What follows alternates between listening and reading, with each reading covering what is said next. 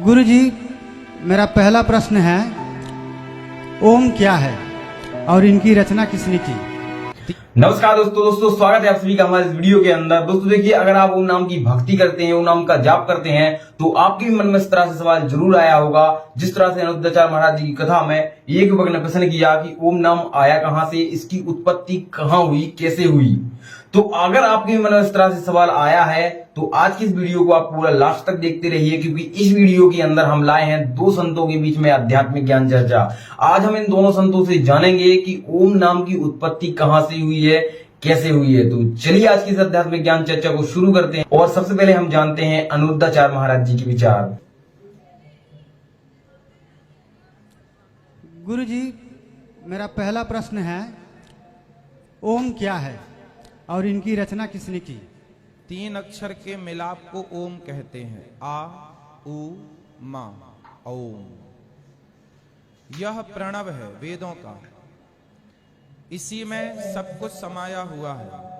इसी का जाप करने से आपको ब्रह्म की प्राप्ति होती है। अर्थात हमारे यहाँ कोई भी मंत्र होता है उसके पहले ओम जरूर होता है। ओम नमो भगवते वासुदेवाय, ओम नमः शिवाय।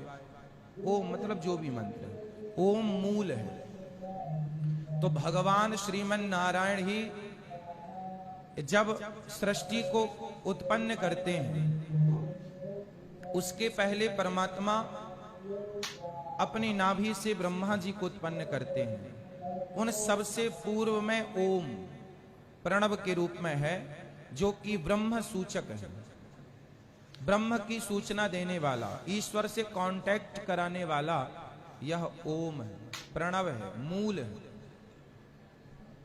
इसका कहने से ज्ञान नहीं होगा, मैं आपकी इसकी व्याख्या कहकर सुनाऊं। आपको मैं रबड़ी की बात सुनाऊं कि रबड़ी बहुत स्वादिष्ट है, बहुत मजा आता है खाने में, बहुत मीठी होती है, बहुत अच्छी होती है। रबड़ी का ज्ञान देने से आपको रबड़ी का बोध नहीं हो सकता जब तक आप रबड़ी खाएंगे नहीं। ओम का उपदेश करने से ओम का ज्ञान नहीं होगा, ओम का जाप करने से ओम का ज्ञान हो जाएगा। ओम क्या है वो स्वयं जना देगा कि मैं कौन हूं। इसलिए बड़े बड़े साधक सिर्फ ओम का उच्चारण करते हैं। ओम चल रहा है जी गुरु, इसे जानना स्वयं को जप करके। तो दर्शकों, ये थे अनिरुद्धाचार्य जी महाराज जी के विचार। अब जानते हैं हम संत रामपाल जी महाराज जी के विचार। अब 26 पे देखो, कमाल कर दिया। ये 26 पे है, यहां देखिएगा। पुत्रो, वही वर्णन है जो आपको अभी खेमरा श्री कृष्णदास प्रकाशन से पढ़कर सुनाया था। ये तो वही है नू का नू। पुत्रो, तुम दोनों ने तपस्या करके प्रसन्न हुए मुझ परमेश्वर से सृष्टि और सतीथि नामक 2 कृत्य प्राप्त किए हैं। विष्णु और ब्रह्मा को कह रहा है, ये काल ब्रह्म, ये दोनों तुम्हें बहुत प्रिय हैं। इसी प्रकार मेरी विभूति स्वरूप रुद्र और महेश्वर ने, ये मैं नहीं है, 2 अन्य उत्तम कृत्य संहार और तिरोभाव मुझसे प्राप्त किए हैं, परंतु अनुग्रह नामक कृत्य दूसरा कोई नहीं पा सकता। अब यहां देखेंगे, अब ये जो बोल रहा है ये ब्रह्मा विष्णु महेश का पिता ब्रह्म है, काल है। मैंने पूर्व काल में अपने स्वरूप भूत मंत्र का उपदेश किया है, जो ओंकार के रूप में प्रसिद्ध है। वह मंगलकारी मंत्र है। सबसे पहले मेरे मुख से ओंकार यानी ओम प्रकट हुआ, जो मेरे स्वरूप का बोध कराने वाला है। ओंकार वाचक है, मैं वाच्य हूं। यह मंत्र मेरा स्वरूप ही है। प्रतिदिन ओंकार का निरंतर स्मरण करते रहने से मेरा ही सदा स्मरण होता है। मेरे उत्तरवर्ती मुख से अकार का, पश्चिम मुख से उकार का यानी ए और ऊ, दक्षिण मुख से मैं मकार का, पूर्ववर्ती मुख से बिंदु का तथा मध्यवर्ती मुख से नाद का प्राकट्य हुआ है। इस प्रकार 5 अवयवों से युक्त ओंकार का विस्तार हुआ है और इन सभी अवयवों से एकीभूत होकर प्रणव ओम नामक एक अक्षर हो गया। गीता जी धर्मराठ के श्लोक नंबर 13 में गीता ज्ञानदाता भी यही काल है, ब्रह्मा विष्णु महेश का पिता है। वो कहता है ओम इति एकाक्षरम ब्रह्म विवहारण माम अनुसमरण यह प्रयाति तदंदेहम सयाति परमागति। तो ये एक इन 5 अवयवों से आकार ए ओ मैं बिंदु आदि से मात्रा से एकीभूत होकर के ये ओम ऐसा नामक एक अक्षर हो गया और ये मेरा मंत्र है। अब इन्होंने यहां गलती की है, देखो इसने स्पष्ट कर दिया, देखो आकार से उत्तरवर्ती मुख से आकार माने ए और पश्चिम मुख से ऊ, ए ऊ मैं, इससे मिलकर और बिंदु और मात्रा से मिलकर ये 5 इन सभी अवयवों से इस प्रकार 5 अवयवों से युक्त ओंकार का विस्तार हुआ और इन 5 मंत्रों से एकीभूत होकर के ये एक ओम अक्षर हो गया। और ये अपनी अज्ञानता से अनुवाद करता क्या कहता है कि मकार आदि कर्म से प्रकाश में आया है, वह अकार आदि कर्म से, ये अनुवाद गलत कर रहा है, वह अकार आदि कर्म से और मकार आदि कर्म से प्रकाश में आया है। ओम नमः शिवाय ये पंचाक्षर मंत्र है। ये ओम नमः शिवाय ये अनुवाद करता की अपनी अज्ञानता है। मूल पाठ में ये कहीं ओम नमः शिवाय मंत्र नहीं है, केवल ये कहता है कि इन 5 अक्षरों से इन सभी अवयवों से एकीभूत होकर इस प्रकार ये 5 अवयवों से युक्त ओंकार का विस्तार हुआ। ये अकार मकार तो ये कही रहा है, यहां से इन 5 से मिलकर ये एक अक्षर हो गया, नथिंग एल्स। ये ओम नमः शिवाय ये कोई मंत्र नहीं है, ये गलत।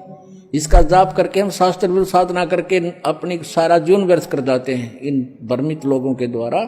हमने हिंदी पढ़ते रहे, हिंदी में ये मंत्र मिल गया, इसका रगड़ा लगा दिया।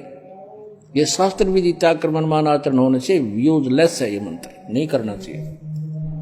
अपने आत्माओं आपको पता चलेगा, आप शिक्षित हो, अपने सामने आप समक्ष देख रहे हो कि आप जी जो साधना करते थे वो गीता जी अध्याय नंबर 16 के श्लोक नंबर 23 में कहा कि शास्त्र विधि त्याग कर जो मनमाना आचरण करते हैं उनकी न तो गति होती है, न कार्य सिद्धि होती है, न उनका कोई सुख प्राप्त होता है, यूजलेस।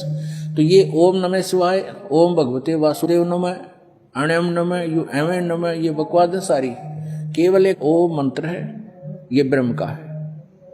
और बाकी जो कमलों को खोलने के वो मंत्र अलग से हैं, उनकी क्रियाएं अलग हैं, जो हमारे कमलों से हमें बरी करेंगे, हम वो मंत्र भी इन्हीं में से हैं।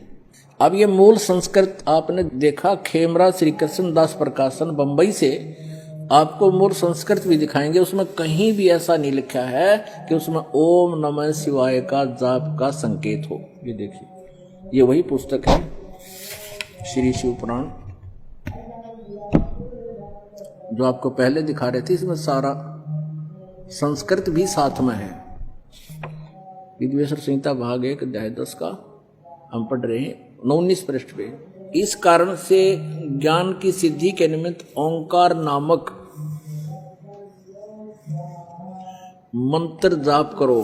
इस ओंकार नाम के मंत्र का आगे फिर विशेषण बताया है कि यह वाचक है और सोई निज मंत्र उपदेश करते हैं। यह ओंकार मेरे मुख से उत्पन्न होने से मेरे ही रूप का बोधक है और महामंगल करने वाला है।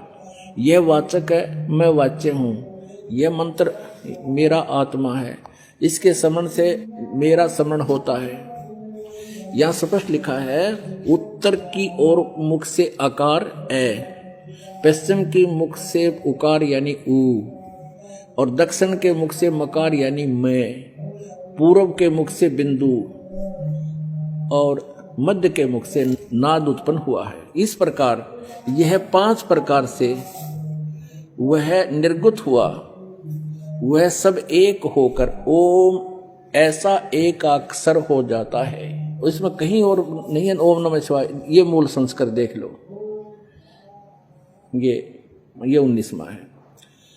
एकीभूत होकर के ओम इति एक अक्षरम अभवत, इतने भी इसमें ओम नमः शिवाय आप नहीं पाओगे। आप देवनागरी लिपि को खूब पढ़ सकते हो, इसमें कहीं भी ओम नमः शिवाय नहीं है, कहीं पर भी नहीं। यहाँ अकार आदि कर्म से और मकार आदि कर्म से ये केवल यही एक ओम मंत्र होता है।